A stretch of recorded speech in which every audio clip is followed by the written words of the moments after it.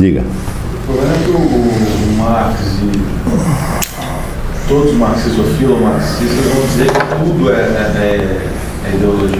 Mas olha, tudo é dox, não, a partir daí, tudo é dox, mas você responde o seguinte, responde para lamber sabão, você nem sabe o que é lógica, dialética, você está fazendo uma heurística de muito baixa qualidade, tu é um charlatão, não me amola, tá entendendo? É assim que tem que responder. Mas não tem nenhuma resposta possível para plantar, como diz o irmão, a semente fecundadora. Marx é uma filosofia para retardados mentais, tá entendendo? Só pessoa burra, só pessoa sem inteligência pode entrar naquilo, pô. Entendeu? Sim, mas o dia já entrou, não tem nada que você possa fazer para poder... Marx não é sério, eu estou falando de coisa séria, estou falando de Leibniz, Aristóteles, Marx não é sério. Eu sei. Entendeu? Então, olha, eu acabei de ler, tem um sujeito nos Estados Unidos, acho que é um tcheco que mora nos Estados Unidos, chama Zdravo Planink. Esse sujeito publicou um estudo sobre a tese de doutoramento de Karl Marx, que era sobre Epicuro e Demócrito. Né? E ali você já vê que Karl Marx era novinho, e já era vigarista. Né? Era mesmo. Quando ele não entende o negócio, ele dá uma maquiada em cima, enrola, tá entendendo? E daí você vê as coisas e fala, mas como é que eu fui prestar atenção neste palhaço, tá entendendo? Marx não é sério mesmo, nada do marxismo é sério, nada, não é um exagero. Quando nós chegamos lá, nós vamos ver isso com mais detalhe. Quer dizer, a simples hipótese de que seja possível você traçar a unidade do desenvolvimento da história humana a partir da sua base econômica, a hora que você falou isso, você pode parar. Porque, primeiro, desenhar esse conjunto já é impossível, né? Qualquer que seja a base que você escolha, tá certo? A pretensão já é absurda. A pretensão é absurda e o instrumento que você está usando é pequeno demais para isso. Tá certo? Claro, porque é muito fácil você perceber que o que quer que tenha sido feito, tá certo? Em qualquer atividade econômica do mundo, foi pensado muito antes de ser feito.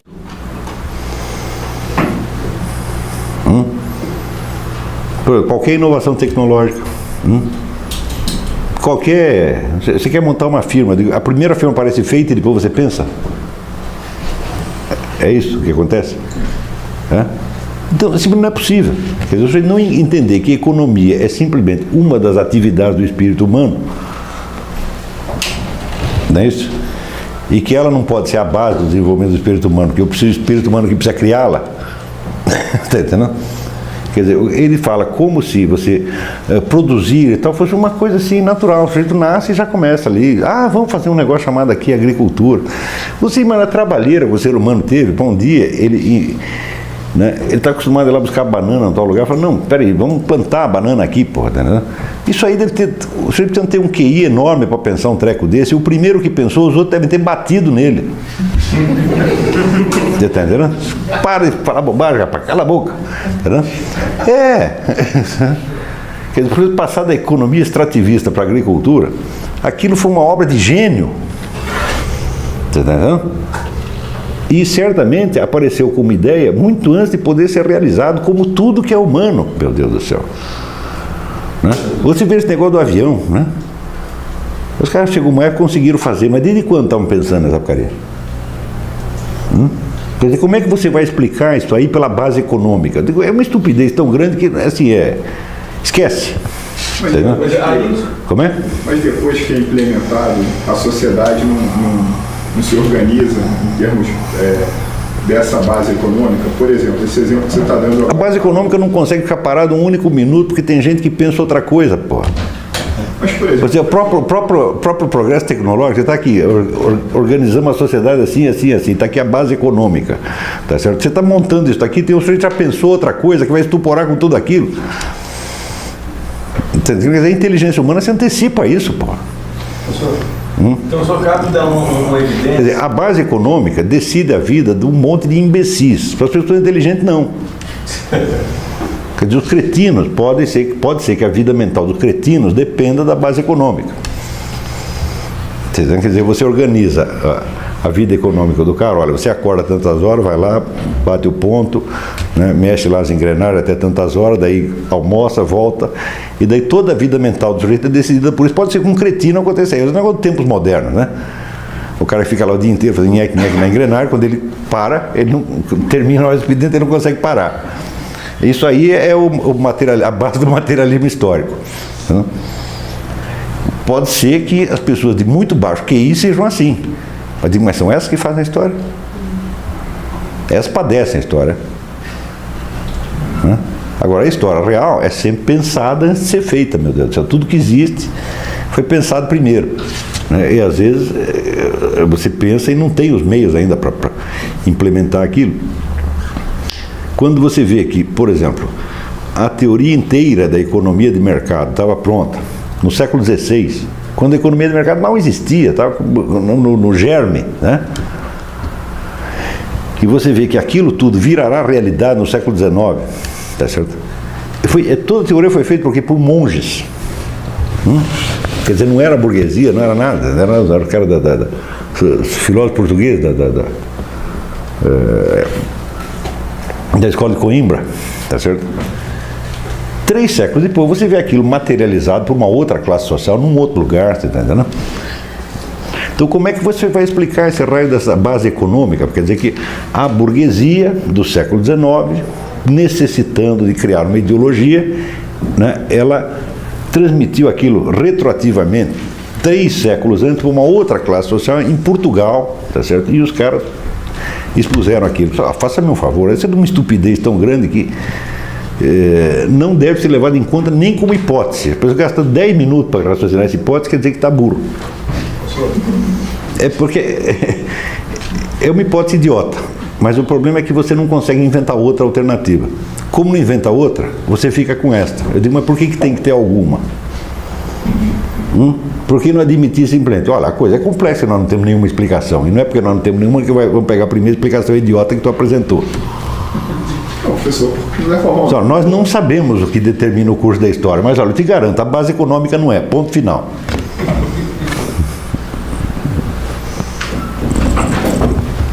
Professor, Base econômica depende de tecnologia, não é isso? Base econômica? Depende de tecnologia, né? Depende da disponibilidade tecnológica. E a tecnologia sai da onde? Sai da base econômica também? Então é círculo vicioso, porra. Parece que assim, a teoria marxista, quer dizer, ela explica maravilhosamente bem o passado, mas ela sempre erra no futuro. Agora, veja, esse sempre é o profeta do acontecido. Agora, ela não explica o passado. Ela dá uma impressão de que explica o passado. Quando você vai articulá-la com os fatos do passado, nunca eles coincide com a explicação marxista. Nunca.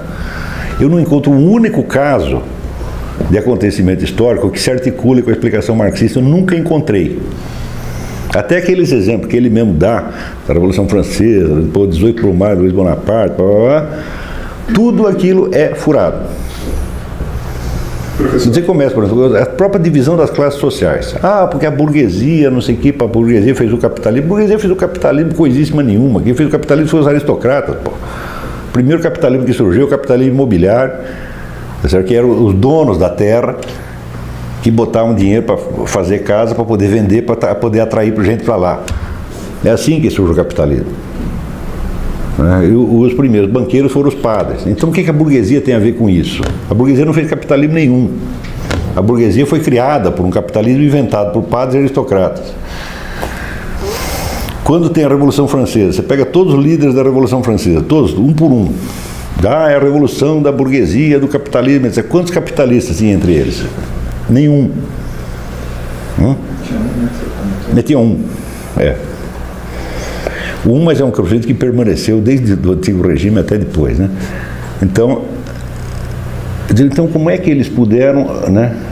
Mas eles estavam trabalhando para a burguesia. A burguesia tem pago eles, pelo menos reuniu os caras e passou uma conversa neles, né? Mas esse encontro nunca houve intercâmbio nenhum. Então eles adivinharam os interesses da burguesia, que não eram os deles, e fizeram a revolução para beneficiar a burguesia e eles mesmos ser guilhotinados. É isso que você quer dizer?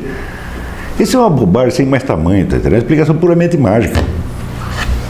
Professor, por exemplo, hoje o senhor na aula está comentando que você tem a formação dos estados nacionais e a aristocracia pega e começa a apoiar os filósofos para que eles deem identidade ao próprio Estado Nacional. Isso não, a gente não pode ver uma visão marxista de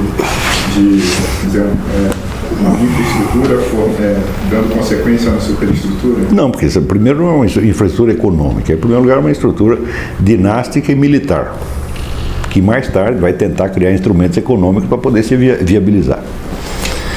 Quer dizer que o princípio da ação não é econômico de maneira alguma, né? Não tem absolutamente nada que ver. Porque não é uma nova classe que surgiu com um novo interesse econômico diferente, etc. Não é nada disso. Quer dizer, a aglutinação de forças ali não tinha nada a ver com economia, pô. Ao contrário, sob o ponto de vista econômico, muitas vezes foi desvantajoso.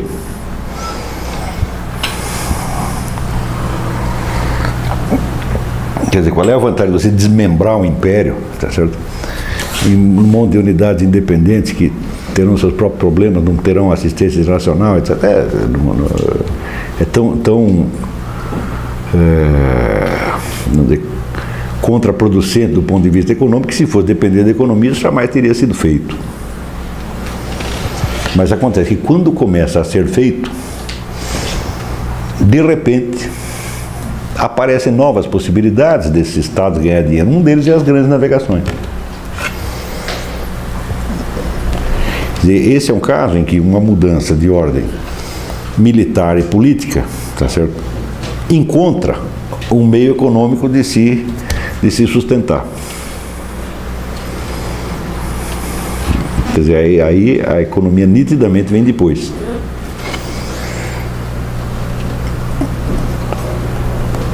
E depois tem outra coisa que você pode observar facilmente. Nunca o ideólogo de classe pertence àquela classe. Então, quando você vê, aqui está o sujeito que formulou a ideologia, quando você vai ver, o cara é da outra classe. Por que é sempre assim, pô? Dificilmente aparece que aqui temos um burguês formulando a ideologia burguesa.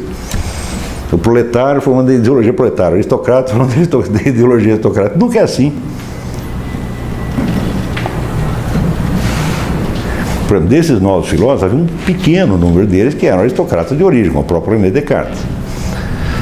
Tá certo? Mas muitos não eram. Era gente do povo, que foi recolhida ali e que acabou servindo a aristocracia porque era o meio de vida que tinha, pô, né?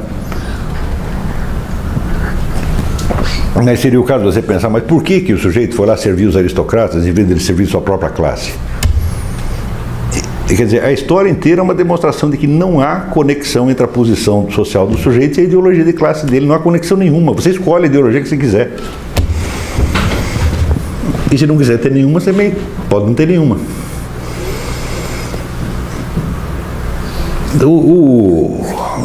Toda esta hipótese marxista é uma fantasmagoria mesmo. É uma superposição de imagens, está entendendo? Não tinha nenhum proletário lá no meio. Olha, não tinha burguês na Revolução Burguesa, né? Não tinha capitalista na Revolução Capitalista, não tinha proletário na Revolução Proletária, e assim por diante.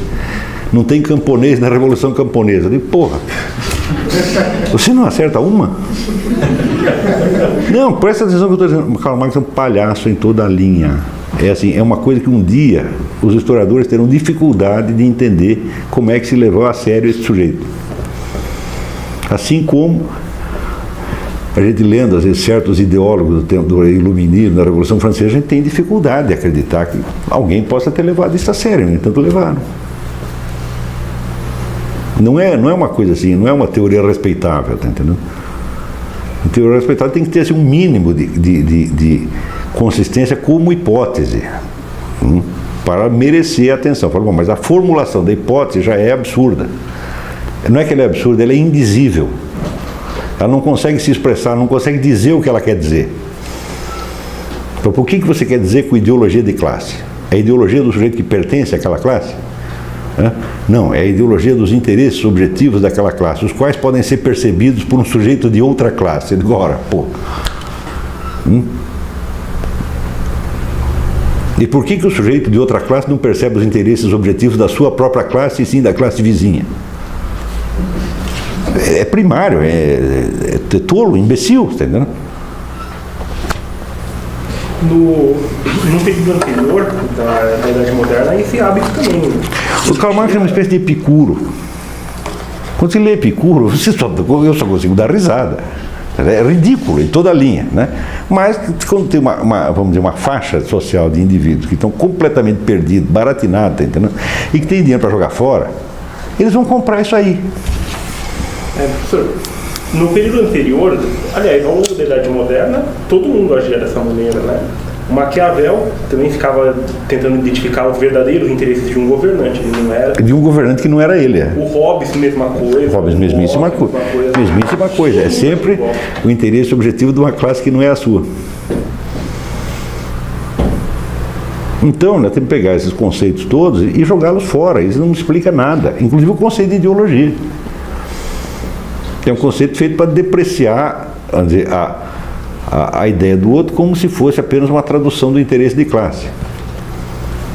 Tá certo? Eu digo, bom, o fato de uma coisa, primeiro, o fato de você estar defendendo o interesse de classe, significa que a visão que você tem das coisas é falsa? Claro que não. Não é isso? Quer dizer, você pode, para atender o interesse de classe, fazer uma descrição perfeitamente exata da realidade. Mas Karl Marx diz que nenhuma classe pode fazer isso, só o proletariado pode fazer isso. Que os outros todos têm consciência alienada, porque eles nunca pegam a mão na massa, né? Eles só ficam no mundo das ideias. E Karl Marx? Se ninguém pode fazer isso porque não pega a mão na massa, Karl Marx, que nunca trabalhou um único dia da sua vida, como é que ele realizou o milagre de transcender esta limitação?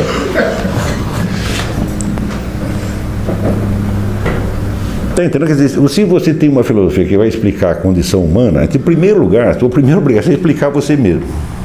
Se você não entender a sua situação, como é que você vai explicar a minha? Então você, por favor, escreva uma autobiografia dizendo como se deu este milagre de que você, filho de um jurista, quase ministro, etc, etc, captou o interesse objetivo do proletariado e passou para o lado do proletariado. Me conta como é que se deu isso aí. Na verdade, quando Karl Marx escreve as primeiras coisas a respeito da Revolução Socialista, ele nunca tinha visto um proletário na vida. Não conhecia mesmo, nada sabia, nada. Daí ele leu aquele negócio do Engels sobre a situação da classe operária e disse, saquei.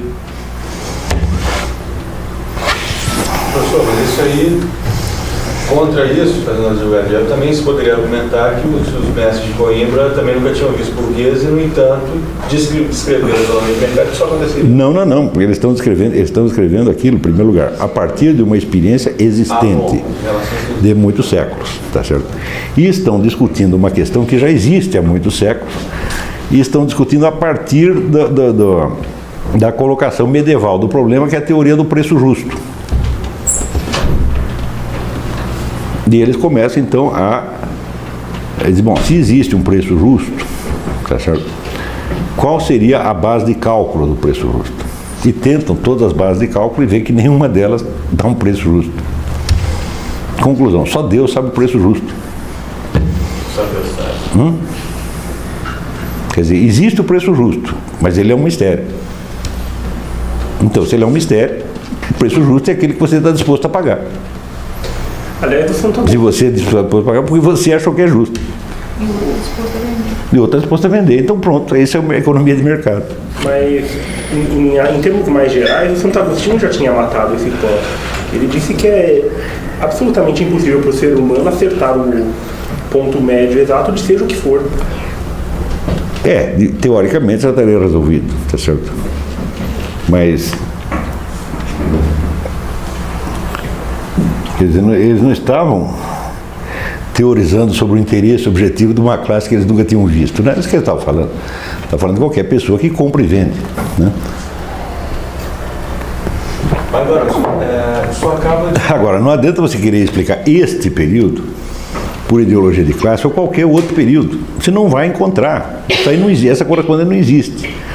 Agora, acontece o seguinte, que esta sequência, né, Karl Marx coloca na história, né, comunidade primitiva, depois o escravismo, depois o feudalismo, depois o capitalismo, depois o socialismo.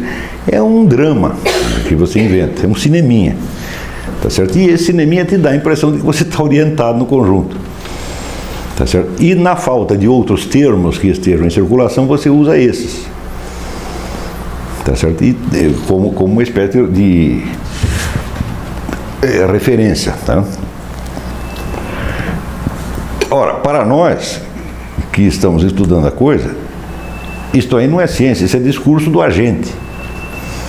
Pois é. Não é isso? Esse é um dos muitos discursos de um dos muitos agentes, que coincidiu de ele ficar muito poderoso, de ter lá uma entidade com 500 mil funcionários para espalhar isso pelo mundo, e a coisa pegou. Mas é apenas um discurso de um agente. Então, para nós, isto não é um princípio explicativo, isto é um objeto a ser explicado.